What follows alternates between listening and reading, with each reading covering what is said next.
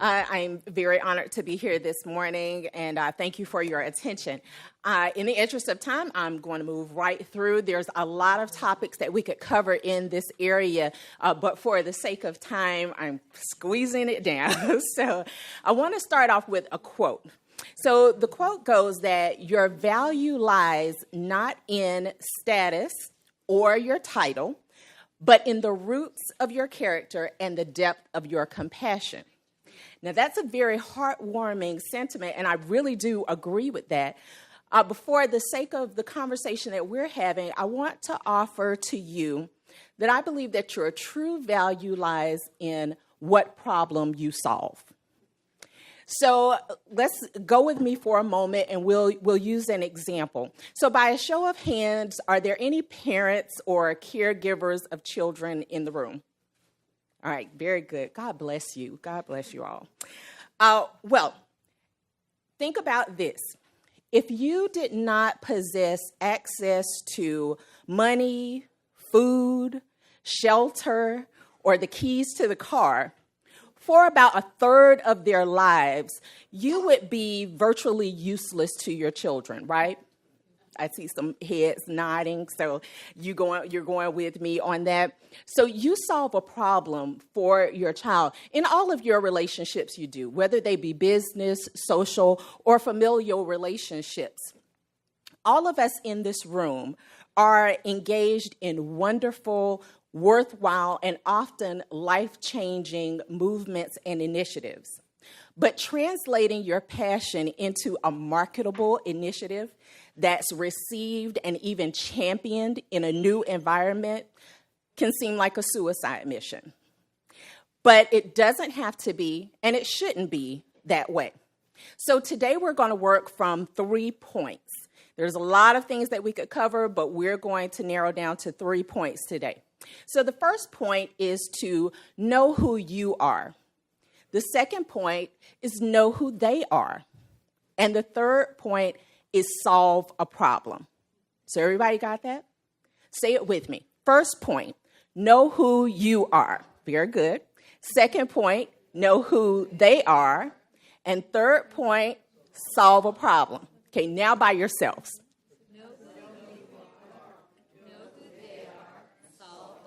See how easy this works? Repetition is the key to retention. So the more we do things in different ways, we kind of hold on to it. Okay, so with the first point, know who you are. You should spend just as much time, if not more time, researching and knowing and questioning your own organization or your own initiative as you spend on researching your target audience where you want to introduce your new initiative. Now, I have spent a great deal of my career in organizational development. So I've worked with a lot of educational entities and nonprofit organizations, usually in introducing new initiatives to an area or revamping initiatives that they've previously launched, and somewhere along the way kind of fell off or they weren't getting as much interest as they'd like. Now, through this work, I have designated myself Chief Hole Poker.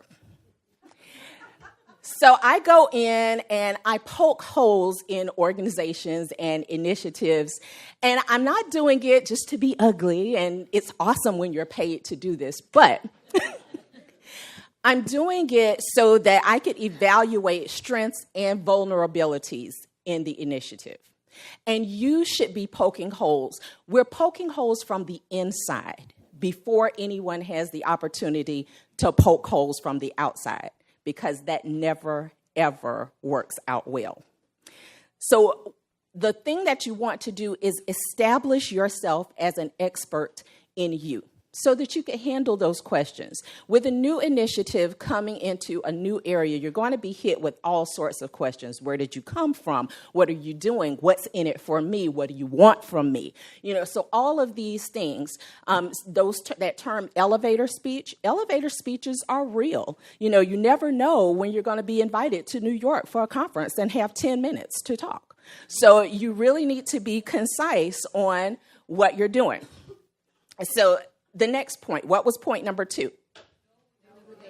Awesome. I was just making sure that I didn't lose you guys. Okay, so know who they are. Having a solid understanding of the organization or the group that you are trying to ingratiate yourself into is very key. You want to know about them as a whole first, and then more specifically as to how your product or your service can be incorporated into that organization or that new community. You may be introducing something. It may be a new industry. It may be into a new geographical location. When you're thinking about those things, you want to find points of alignment. Find out what's important to the stakeholders that you're working with. And for the sake of all things wonderful in the world, find the right person. Now, that is surely worthy of a whole other session just dedicated on its own to finding the right person to pitch your idea, your initiative, your organization to. But for the sake of time, I really want to encourage you to develop a strategy for creating a champion. Your champion is going to be someone inside that organization, someone inside that community who will listen to your initiative, listen to what you have to offer, and really see the benefit of it. Having a key person on your side will make your message run like wildfire because you have someone who is really dedicated to you. The right message delivered to the wrong person falls on deaf ears and it goes nowhere. I see some smiles and some nods and I hear you, everybody kind of understanding that.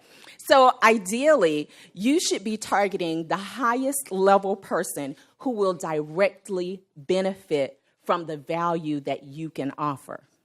So that is a perfect segue into our third point, which was solve a problem. I have about a third of you who are still with me, but I'm good. That's awesome. I love the statistics. Solve a problem. So successful conversations with decision makers begin with the decision maker's business. I'm going to repeat that. Successful conversations with decision makers begin with the decision maker's business. So you're not going in immediately promoting yourself. That's why point number 1 was what?